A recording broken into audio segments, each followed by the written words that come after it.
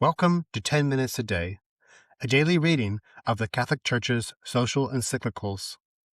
We interrupt the planned progression of the documents to bring you Magnifica Humanitas, the brand new encyclical of Pope Leo XIV on safeguarding the human person in the time of artificial intelligence. The civilization of love will not arise from a single or spectacular gesture, but from the sum total of small and steadfast acts of fidelity that serve as a bulwark against dehumanization.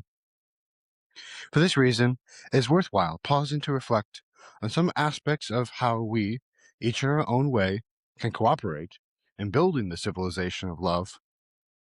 Without presuming to exhaust this theme, I would like to propose 5 paths towards daily and public responsibility.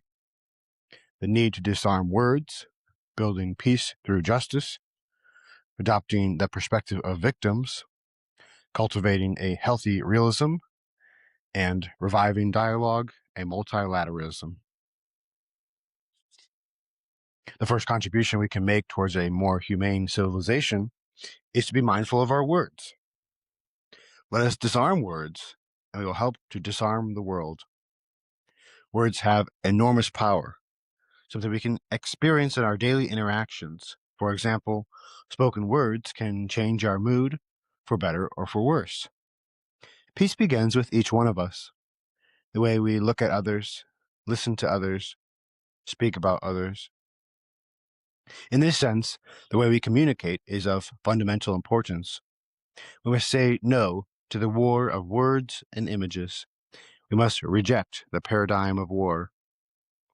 We must all, therefore, examine our conscience regarding the words we use, the prejudices we have, and the explicit or implicit aggression that lies within them.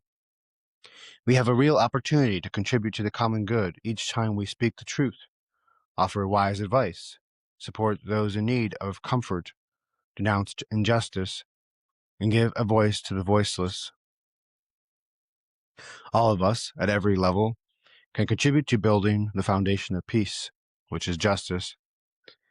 We do not merely seek any kind of peace, such as an absence of conflict at any cost, but instead the true peace born of justice. There exists a very close connection between the justice of the individual and the peace of everyone.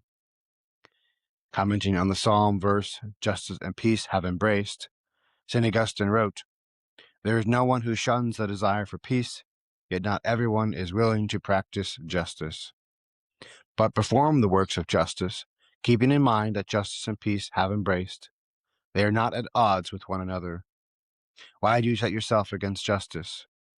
Here, for example, is justice telling you not to steal, but you pay no heed, not to commit adultery, and you turn a deaf ear, not to do to others what you would not want done to yourself, not to say about your neighbor the things that you would not said about yourself. Do you therefore wish to attain peace? Then practice justice. Let us never grow weary of seeking justice."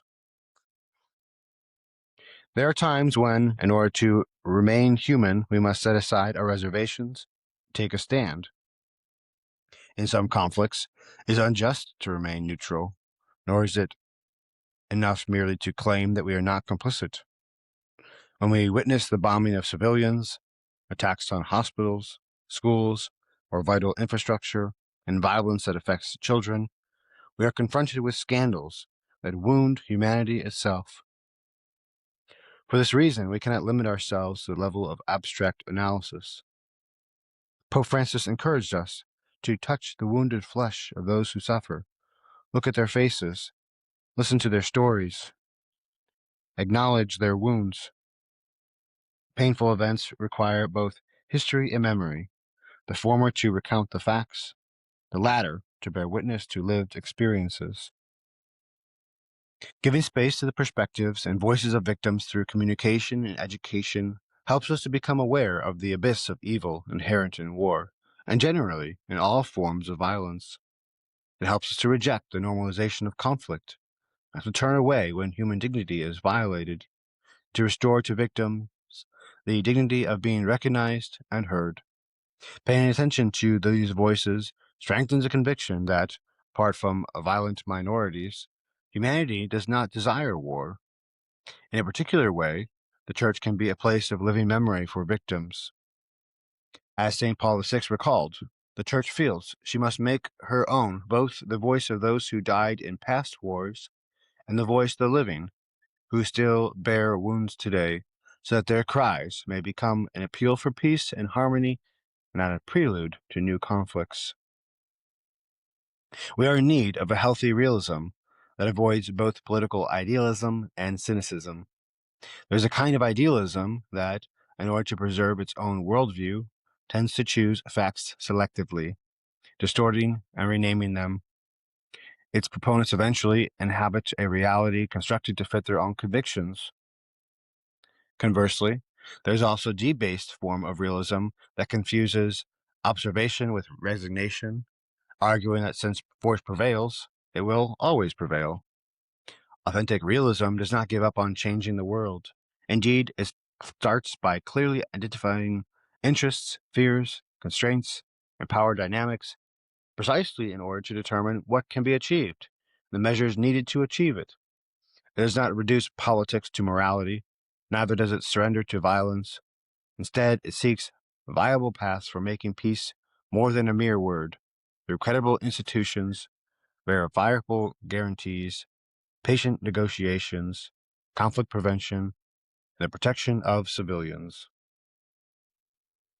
In order to build the civilization of love, we must engage in dialogue, for this is the primary means of coexistence between people and nations, and is the alternative to open conflict.